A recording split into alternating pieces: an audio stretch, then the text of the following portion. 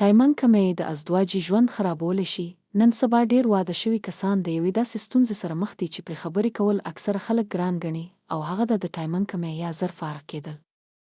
ځینې ځوانان خو د واده نه مخکې هم له دې ویریږي چې هسې نه د دې کمزورۍ له وجې ازدواجي ژوند خراب شي.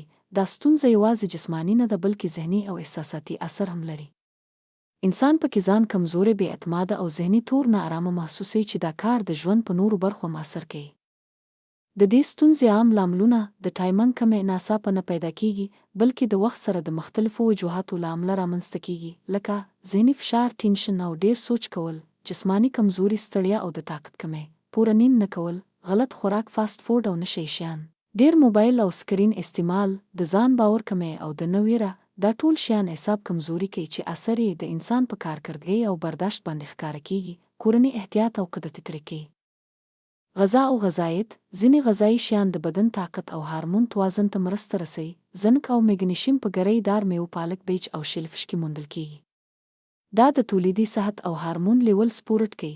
مغز نشته چې په تربوز، پیاز او هوږه کې وي، د وینې بها ښه کوي او د بدن دفاعي طاقت ته وده ورکوي. میوې او سبزۍ لکه بیر، چیري، ایوکاډو، بروکولي د انټي اکسیډنټس او میګنیشیم نه ډکې دي چې د وینې گردش ته مرسته کوي. د ژوند طرز. پوره او ارامه نیند ډېر ضروري ده. ښه نیند د بدن برداشت، طاقت او اعصابو لپاره بنیادي رول لري. صحي چکنایانې لکه ایوکاډو او بادام د زړه او عمومي صحت لپاره ګټور غذایي اجزا لري او د بدن توان ښه کوي.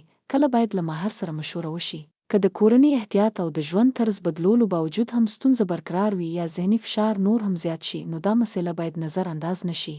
په داسې حالت کې ښه ده چې د یو تجربه لرونکي او باوري حکیم یا صحت ماهر سره مشوره وشي ترڅو د بدن حالت ته په کتو سمه لارښودنه وشي. ځینې کسان د دودیز حکمت له مخې د قدرتي طریقو په اړه هم معلومات اخلي.